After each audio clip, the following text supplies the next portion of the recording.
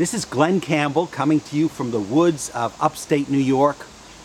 I'm going to tell you about the brand new word I invented.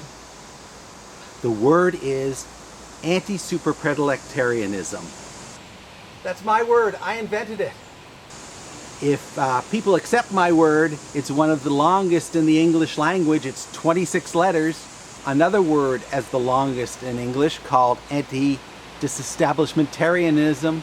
That's 28 letters. I didn't quite make it there, but I'm pretty damn close. Anti-disestablishmentarianism refers to opposition to the separation of church and state in England in the 19th century. It's not a word we use very often. Anti-superpredilectarianism, however, might be a word you use a lot. I invented it because there's no other word in English that seems to do the job just right.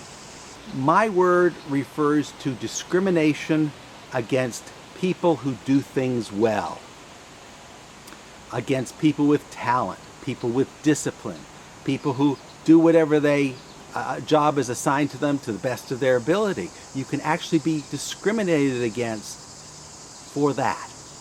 Other isms include racism and sexism and ageism. All these forms of discrimination which we're all familiar with. Well, there's another form of discrimination which we may not be familiar with that isn't well accepted. But first let me give you an example. Do you remember back in 1994 there was a big tabloid news story concerning Tonya Harding and Nancy Kerrigan, two figure skaters? Apparently Tonya Harding conspired to have Nancy Kerrigan injured so she could not compete in the 1994 Winter Olympics. What would we call this? Let's say it was true, and let's say Tonya Harding actually did try to injure a fellow figure skater. We can't call it racism because both women are white. We can't call it sexism because both are women. What do we call it? What happened to Nancy Kerrigan? What happened to her is that a competitor felt that she was too good. In other words, Nancy Kerrigan got hit on the knee because she was too damn good at what she did. She suffered from a form of discrimination. I contend she suffered from anti-superpredilectarianism. She's a victim of anti-superpredilectarianism, and Tonya Harding was a vicious anti-superpredilectarianist, just like a racist or a sexist. Let's go back to how I invented this word. The root word, a real word in English, is predilection. Predilection refers to some affinity you have for a certain skill or a certain activity. Someone could have a predilection for mechanical work or predilection for artistry or painting or something like that. Someone who's a super-predilectarian has a lot of interests, has a lot of talents. It's someone who does a lot of things well.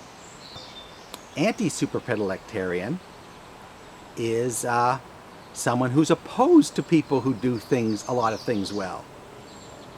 And throwing on the ism at the end, anti-superpredilectarianism, makes it a form of systematic discrimination. Anti-superpredilectarianism. It's really easy to say. You just say it about 10 million times like I have, and you can use it too. Why don't we just use something simple like jealousy? We can say that Tonya Harding was jealous of Nancy Kerrigan. Yes, that works sometimes, but it doesn't describe all the ways that people can be discriminated against because they are good at things. It can happen just because you don't fit in and people don't know how to deal with you. It's not that they're jealous of you, they just have no way to understand why you do the things you do. We were to talk to Einstein when he was a clerk in the Swiss patent office. We would not understand his theory of relativity. You have no way of, people in the patent office would have no way of understanding his theory of relativity, and they would just think he was a crackpot. A lot of people, anyone who does things well, a lot better than the people around them, is going to suffer from misunderstandings about what they do. Let me give you another example. Let's say you work at a widget factory, and this widget factory has been cranking out widgets for decades. And you come in as a newcomer, and you want to do well. You want to do well at your job of widgetry. So you learn new skills, you learn to do things faster. Let's say the standard worker at the widget factory can make 5 widgets an hour. And you find out ways to make 10 widgets an hour, and you do it better than anyone else. Your widgets are higher quality than those people who make only 5 widgets an hour. Wouldn't you expect to be praised for your excellent widget skills? That's not the way things work in real life.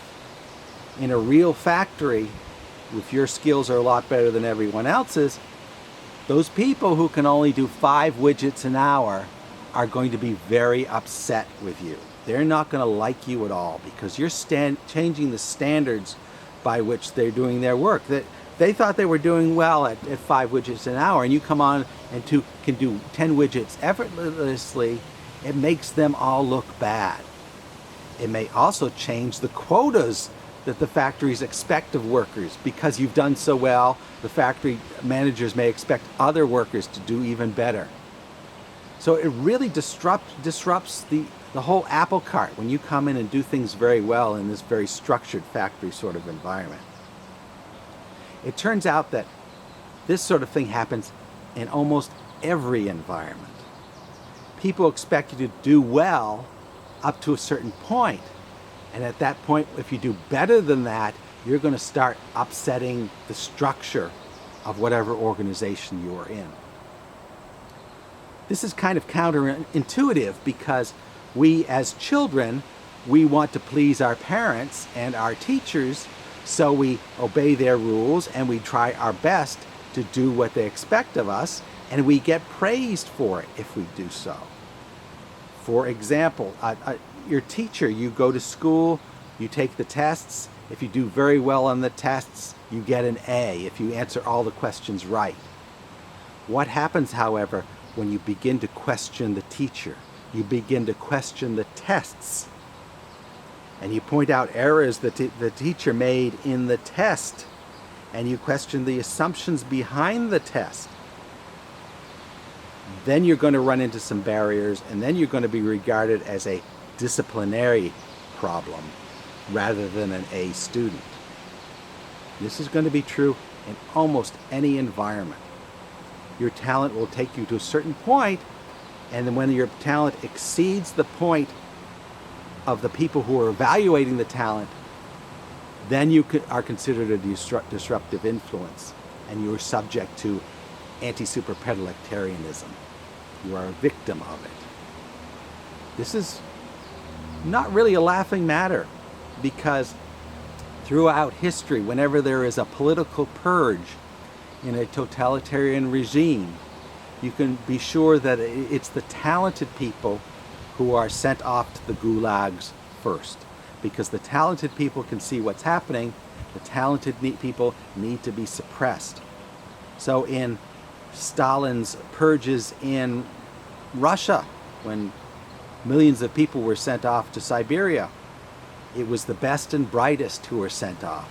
It was the dumb people who weren't smart enough to question anything who stayed behind. This is a big thing in history. Is almost as much as we can say that black people have been suppressed by history and women have been suppressed by history.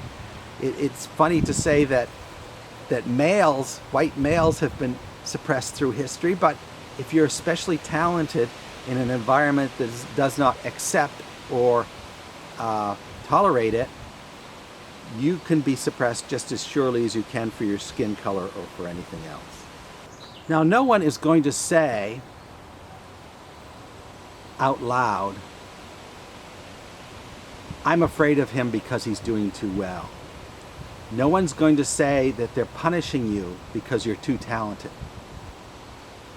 That's not how things work. People don't admit these things openly. They just feel uncomfortable. If you're producing 10 widgets an hour in a factory where the average is 5 widgets an hour, people aren't going to say, let's throw him in jail because he's doing too well. They're going to say, there's something wrong with him. They're going to feel uncomfortable. They're going to feel inadequate. The people who are doing only 5 widgets an hour are going to feel inadequate. And that will translate into something called paranoia. Paranoia is when you see a threat that isn't there. This is a major motivator, a major mechanism that shapes human behavior. Paranoia. Believing a threat that doesn't exist. And you believe a threat because you need to believe, because emotionally you're uncomfortable. You need to do something to relieve your discomfort. If you see a worker who's doing twice as well as you, you're going to find a reason to devalue that person. You're going to look for defects in their character. You're going to look for evidence that they might be disloyal to the state. You're going to report them to the state for those things. And we'll send them off to the gulag, perhaps for something they didn't do. Paranoia is very sneaky. It lets you believe what you want to believe by seeing a threat that isn't there. And if you need to see a threat, if you need to devalue someone, you're always going to find a way to do it. This has happened throughout the generations to talented people. If a talented person is in an environment that doesn't expect it, an environment where it is threatening, there's going to be some grounds for sending that person away and deactivating their talent. So what is talent? It could be a broad range of things. When I use the word super predilection, it could mean many talents. It could mean that you just have a lot of self-control in a place where people don't have self-control. You are a non-smoker in an environment that's filled with smokers. You could have an exceptional logical ability or the ability to see things people don't see. If you're in an environment where things are going badly wrong and you're one of the few people who can actually see the train wreck coming, people aren't going to like you. The country is going to war and everyone believes in the war and you don't believe in the war, you can find yourself suffering some discrimination. You could find yourself people not wanting to do business with you because you're not patriotic enough. That's what happens to people who have too much vision, who can see colors of the spectrum that other people can't see.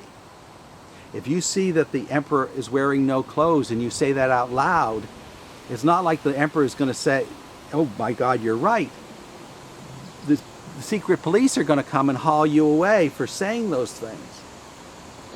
In every organization, there is a glass ceiling. We talk about this with women not getting into the executive ranks in corporations. They say there's a glass ceiling. As a woman, you can only rise so far, and then you're blocked. If you're not male, you can't get in. Well, this applies to talent as well. In every organization, there is a glass ceiling beyond which a talented person cannot rise. The reason they cannot rise is because it takes talent to recognize talent. You cannot rise to a level above your teacher's level because it will make your teacher uncomfortable to see their own skills surpassed. So to get ahead in an organization, you may have to switch organizations. You may rise to the point in a corporation where you've reached your glass ceiling, where your talent does not take you any further, where your talent just gets you into trouble. You have to switch environments, go someplace else, maybe start your own business where your talent can actually be used. This is the difficult thing about talent. It's not just that you try to improve your skills and improve them, and the world will reward you for it. Sometimes the world will punish you for your skills. It happens more often than people want to admit. This is one of the important lessons of growing up, that talent alone does not assure your success. That talent can be punished. Talent can get you into deep trouble. So sometimes you have to hide your talent. If you have a whole great resume of skills, you don't necessarily want to tell the world about them, because in each individual situation it might make people uncomfortable and it might push you away from your goals. It is not always appropriate to reveal your talents to others, reveal your accomplishments. You have to be aware of the person you are talking to and what they are prepared to accept.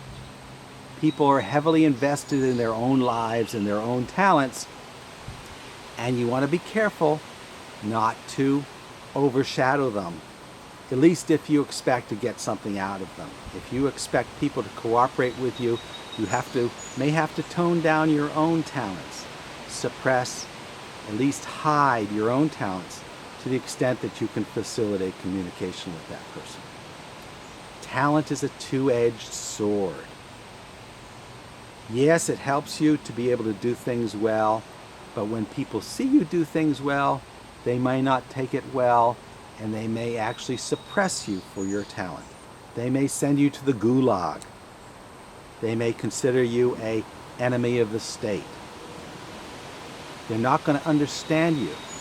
And whenever there's a situation where people don't understand, their own fears and paranoia tend to fill in the void, and they may see you as a demon. Many a witch has been burned at the stake simply because he or she was not understood by her community. If you want to move smoothly through life, you've got to recognize the ego of each person you are dealing with. If you are talented, you have to recognize this is going to make the untalented people very uncomfortable. So you have to tailor what you reveal about yourself to the particular personality of the person you're dealing with. If you can speak 15 languages fluently, you don't necessarily want to reveal this to someone who can barely speak one language fluently. It's great to be talented. It's great to have a lot of interests. It's great to do things well, but you have to be careful how you reveal that to others, because you don't want to be a threat to them. I invented this word to start a dialogue about it. Once you have a word to describe something, you can begin to talk about it. You can have Antisuperpredilectarianists discussing with others we can have these experts talking to each other because we now have a word to describe this form of discrimination.